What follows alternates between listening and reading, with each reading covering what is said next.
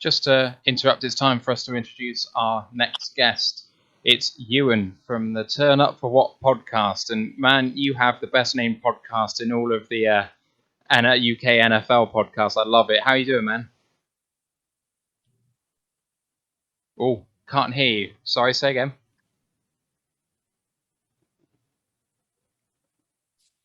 Not coming through at this point. Sorry, There man. you go, hear me now? Yeah, there we go. We got Yeah. you. How's Yeah. things?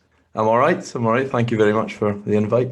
Yeah, no, it's terrific. I listened to a few of your pods, especially the one with your PFF buddy from 2 for 1 Drafts, whose name escapes me at the moment. But Yeah, I've had a few on. It's been an interesting off season. Keeps you busy, I suppose. But yeah, absolutely, a bit of turmoil perhaps in your team. How have you seen the draft go so far for your team?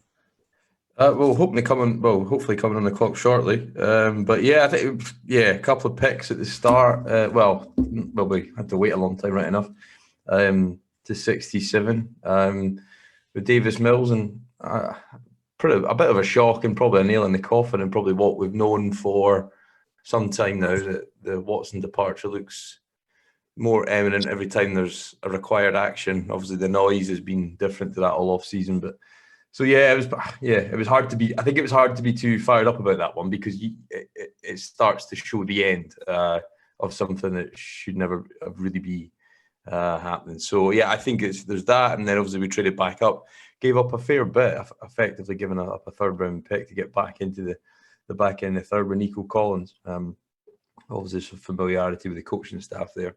From Michigan, but a big bodied guy. Obviously, we can't take a huge amount of stock in the 40 times this year, but he's come in and definitely fills a need, and he's got some upside because we were looking a bit undersized on the boundary in the skill position. So yeah, 2 picks so far, and then we've got another 4 or 5 today. So we'll see where we go. I think day 3 is always a bit difficult because it is inevitably lottery picks like they all are, but the chances get slimmer and slimmer as you go down the board. So by the time you're at the end of this sort of 4th round, the statistics for actually these guys working out your team beyond sort of special teamers is pretty low. But yeah, no, I think it's a great time of the year, and it brings a lot of me. I was in the draft in Nashville in 2019, which was a great experience. I'd recommend anyone to go if you've never been.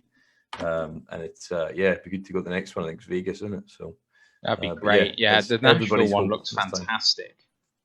I'm really jealous of that. And just on Nico Collins, I think you've got an absolute steal there. Because of the poor quarterbacking in Michigan, he wasn't exploited to his full potential, but he's got everything you want in a wide receiver 1, I think. Maybe not from day 1, but year 2, I think you're going to see something great from him. So that's great. Yeah. I didn't actually ask you at the top, but why don't you just introduce yourself to us and then the podcast and what have you? Yeah. Sorry, probably jumped the gun with the audio problems there. Yes, it's a Turn Up for What podcast. I suppose we're probably not really a UK Texans podcast in that sense. It kind of started out like that, but it's kind of very, very international. Some weird and wonderful places that people want to know about this sort of failing franchise as it is. But yeah, we've just been doing the podcast for a couple of years. Now I'd started in 2019, probably about a year later than we probably should have. I believe we're the only international Texans podcast out there. I may be wrong.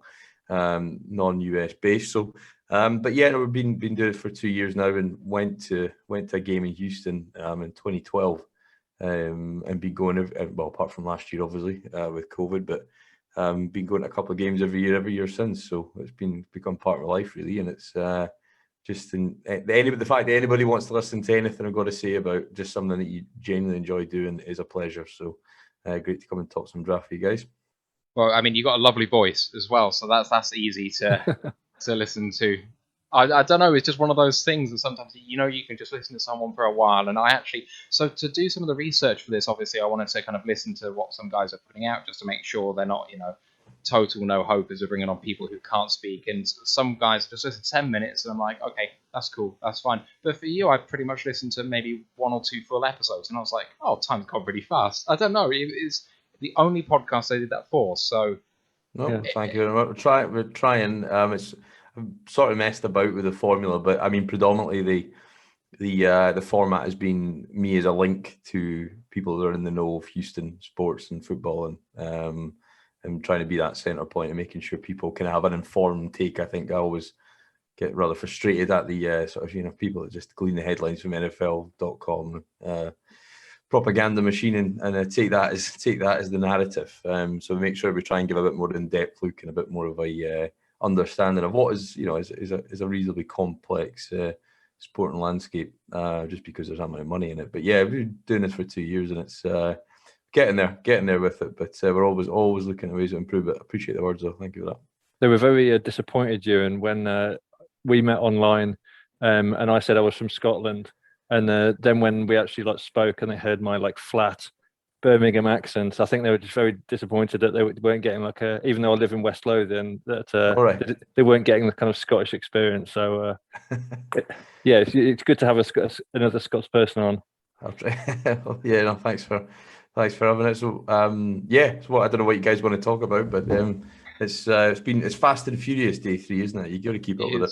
It's hard to keep up with it. I'm manually entering the picks off the board and then back onto the board, and it's hard to keep up with, I have to say. Yeah, it's not easy. Not easy. I'm sure you're bored of talking about Deshaun Watson, but how do you see the kind of quarterback situation panning out, in terms of over the next 1 or 2 years? Because obviously there could be whether it's disciplinary action or he could end up on the sitting out list. But where do you see long term? Do you think that Watson will ever play a snap again in Houston, or? Well, I've maintained this offseason that I think there should be. I mean, obviously, legal case aside, and I'm not an expert, but I mean, it's from the people that I know that are experts. That it's a civil case, so it's obviously a different level of kind of proof, etc., and evidence that goes into it. I think ultimately the civil court exists as an intermediary to balance out the people with power and the ones that don't, and it's there for a financial, settlement. So I think that will come at some point. So it's kind of all academic until you get to that point.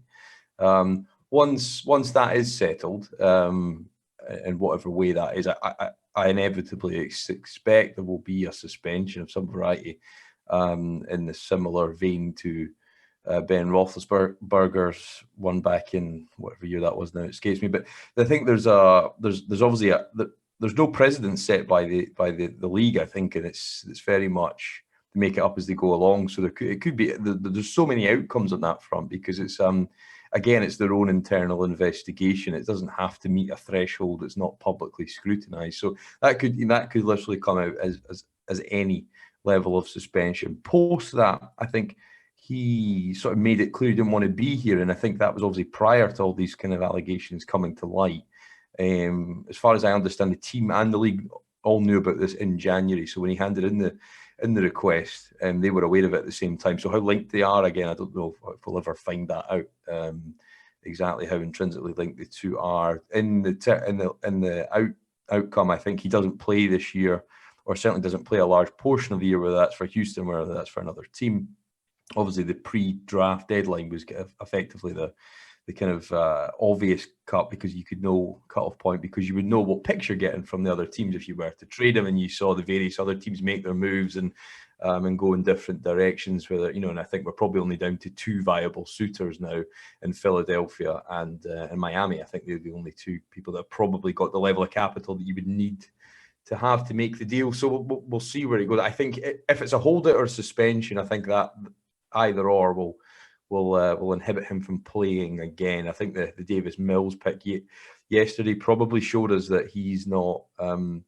The team aren't confident he'll be back, and it's a shame, I think, because I think when you drafted him and he got better and better every year, and you thought you got your franchise guy for 15 years. Not a lot of clubs can say that around the league, and to get to that point and to lose that golden goose, if you like, it's the hardest spot in all professional sports to fill, and when you do fill it, you got to hold on for dear life. So I would like to think there would be a point of an interjection where they could try and make some inroads with him, and particularly the agent, who I think is a big driver in that, in the whole kind of whole kind of grand scale of it. But yeah, I don't think he'll be back if I had to guess.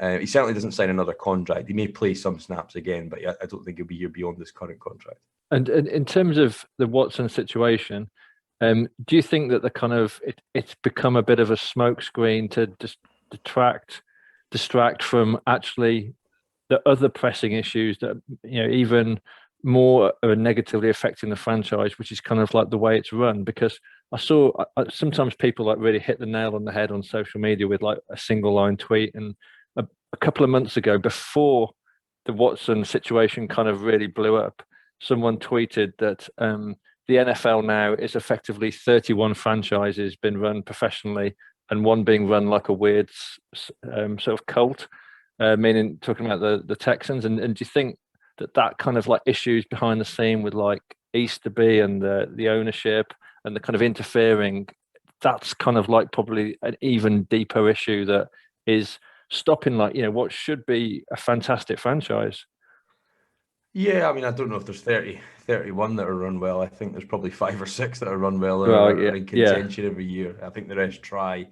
I mean, I wouldn't disagree at all that they haven't been run well off the field. This whole episode, or the origin of this episode by Watson, was based purely upon the fact that he didn't believe that this was the best place for him to go and win and be successful in his career. I think that argument that was completely rooted in his sort of ethical outlook was completely undermined when all these allegations came out. So you never know. I always say we see the tip of the iceberg, and there's so much stuff that goes on underneath the surface that very few of us will ever know or see. But I think his argument has been undermined. But has the team been run well? Absolutely not.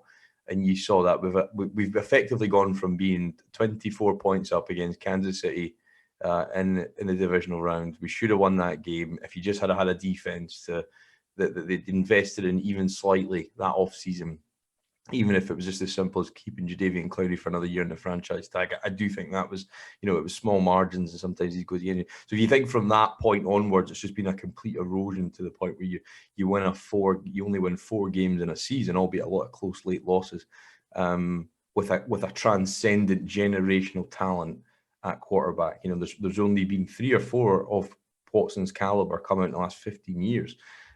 So for everything else to go that badly around somebody so talented, speaks to the dysfunction that's deep rooted in the organization. I think that's something that takes a long time to get out.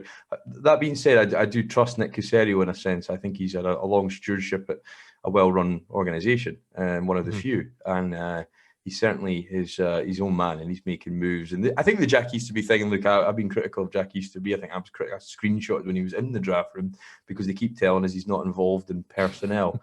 And it's a strange role, you know, not to knock sort of religious beliefs or any of that kind of stuff. But I think there's the criticism widely of it is how has somebody got from that position of effectively being a character coach / pastor to an operations executive, and it doesn't quite, the CV doesn't quite marry, or the job journey doesn't quite match up to the position he's in just now. But I think it goes back to the owner, and I think there's been a lot of he's very, very close with the owner. I know he's helped him with his marriage and things like that. And it shouldn't be about football. But I think it's meant to be, or I set out to sort of do the podcast and talking about a football team, but it's become a soap opera in the last. And the NFL is a soap opera in many senses. And that's what keeps people's attention. That's why we're talking about this before, you know, we're 6 months away from even a game being played. So they do a good job of making that soap opera, but the Texans have taken that to the extreme. Yeah, they really have. Houston have just put their pick in as being announced right now. Cal McNair. Brevin Jordan, tight end Miami. Oh, good value. That's good value. Good value. I surprised at tight end. I think when at the start of the draft I said I thought we can go any position apart from offensive tackle. Obviously, the reason why we weren't picking on the first night and into the second round was the gross over investment at that spot. So I think that was the only one we probably weren't going to go after. But I think seeing some of the Miami tape from last year, I didn't think we'd go tight end necessarily, but I think that could just be purely a best player available. ironically, now we've now gone 3 out of 3 on offense when we've got 101 holes on defense, and you I can was literally just take about any to, I was position. just about to say that. Yeah. So yeah, and I think Caserio said that before the draft. He said, like, I'm not interested in positions. I'm not interested in the fanfare of the draft. He said, we'll just take the bit. We'll add as many good quality football players at the right cultural fit for us, and we'll keep doing that every time we go up to take a pick.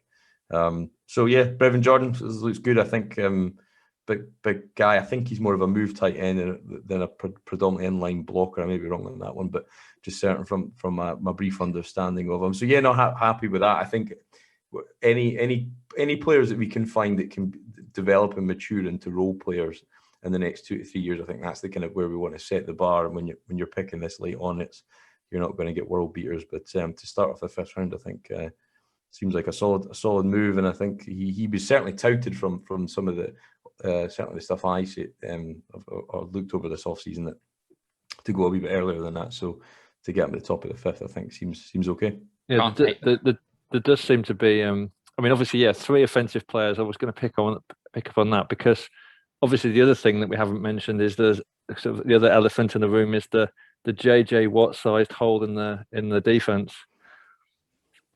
Yeah, I think that was probably the biggest flaw of last year was going into. I mean, it was obvious the defense from the previous year did not have enough talent on it, particularly in pass coverage. And there was a kind of hope that he would be, 2014, 2015 levels of, absolute, world dominance in the game. And it just, I think his injuries when he plays over a certain amount of snaps, he picks up injuries. So based on his snaps last year, he's due to get injured this year just by the trend that his career has followed to this date. So, I think, a hell of a player. He'll be remembered probably, within the top 2 or 3 greatest Texans of all time. There was a spell where he would dominate games, and it was like watching a quarterback on defense. That's how good he was. I've never actually seen it with the naked eye. That's probably my only regret, was never actually seen him just take over a game in person, because I think he's a real special talent. But I think they over relied on him last year, and I think it just got, again, it was kind of like the Watson effect on offense, but on the defensive equivalent. He was trying to do too much, and he's always been an undisciplined player that tries to swim inside and misses out blocks and doesn't keep contained on the outside, and he'll try and guess work for the play action to try and make a splash play. And that just really stood out badly last year because he had nobody around him, and it just looked like he was trying too hard. And it was I get almost identical to the Watson situation. Just a very sorry end of what should have been a far more decorated and colourful career than he'll walk away from, or what he'll be remembered by, I think. I think we're coming to the end of our time with you, Ewan, because I'm going to have another guest probably coming on in the next 5 or 10 minutes. But thank you so much for coming on. Is there anything you want to plug or talk about just before you go? No, not at all. No. Thank you very much, guys, for having us on. Good to chat some draft, and we'll hopefully see some more picks come through. But I think you must be reasonably happy with Detroit. I think they seem to be going in a better direction with Brad Holmes. No reaches, so he's achieved my aim so far. That was the only thing I wanted, was no one's going to be a reach, and I'm happy with that. So yeah, how about you boys? Yeah, I'm happy. He's played it well. He's played the waiting game in the first 2 rounds, see who falls, take best player available, and then he's changed up tempo in the 3rd round and thought, actually no, I'm going to make some bold move. I'm going to trade up and get 2 picks in a row. Like I say, so he's keeping it fresh, and he's keeping us on our toes as well. Like, he's right now, we don't know what he's going to do, and I like that about him. Yeah, I think the Penny Sewell pick was set the tone, and I was really pleased with that. And it is obvious that we are going in a completely different direction, and that's absolutely what we needed. I just also wanted to say, on behalf of Lions fans to the Texans, thank you very much for the Thanksgiving beatdown that you gave us last season. That was the final enema we needed to flush Matt Patricia out of Detroit. Well, thank you, Texans. It was a funny game, that, wasn't it? Because I think at that point, we looked like we were actually going to pick up some momentum, and we were actually playing some good football. And then obviously Will Fuller gets suspended. Bradley Roby both got suspended for PEDs after that, and it kind of just took the wind out of our sails somewhat. But at that point, I think when you watch the Fuller connection with Watson, I think and Duke Johnson on a wheel route, scored that night as well. And I think we looked like we were playing on offense, but at the same time, I can imagine from your side, it was a team that probably looked somewhat defeated. And I think the culture that kind of similar to Bill O'Brien in that sense that Patricia tried to bring in, I think it just wasn't a mesh for the players, and you saw that with Darius Slay coming in. So I think when you get a fresh start, I think that's where the expectations and the sort of freshness comes back to the fan base, I suppose, doesn't it? Yeah, that on the Thanksgiving game, I think Watson threw for 318 yards, 4 touchdowns, no interceptions, and we never looked like putting any pressure on him or picking him all night. Like it was fine. When you've got a generational talent like Watson and you've got a bad defense and a bad secondary, there's no escaping what happens. He absolutely torched us, and that was the final nail. But we were very thankful because we were kind of like dead men walking through that season by that point. So it was good that was the impetus to sack Patricia and like move on. And do you think, I know it was health reasons aside, but do you think your Akuda will make a sort of step back this year? I think if he can stay healthy. Yeah, I think so. The news came out not long after the end of the season that basically he's been injured ever since he was drafted. And he's had like a niggling like groin injury, and you can't be a corner in the NFL with like a groin injury when you're going up against these wide receiver ones every week. So I just feel really sorry for Akuda. It kind of feels like because our defense was so bad, he's been pushed into like trying to play through injuries. And I think now he's finally had surgery, and hopefully he's going to come back and really show us why he was drafted number 3. So yeah, I think it's a completely new start for him.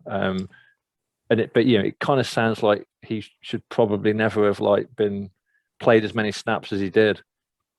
Yeah, I think so. It's and in terms of your quarterback swap plus picks, you must be excited about how you can reinvest that, I suppose, and then I think you could get at least a serviceable bridge guy in Goff. Yeah, I saw some stats of a day that said, in a clean pocket since 2017, he's in the top 3 quarterbacks. So it makes sense drafting Sewell. We've got to look after him right now. You keep him up, keep him clean, and he moves the ball quite efficiently. So he can bridge, and we can keep him up tight until we move on potentially eventually. Yeah. And like JJ Watt, his Stafford is synonymous with the city of Detroit, and the impact he's had over the years, and just been a great sort of focal point for the team. And it's just really unfortunate that he's not had the kind of everything around him that's made him perhaps just miss out on success that other lesser quarterbacks have enjoyed. Yeah, no, definitely. I think it's one of the old traditional original franchises, isn't it? So steeped in history, and I think that the league's a better place if those teams are doing well. So all the best to you guys this season. But thank you very much. Thank you very much, Ewan. It's been terrific to meet you, and we'll speak to you again soon. Yeah, keep in touch. Yeah, thanks again. Bye. Ta-ra, bye.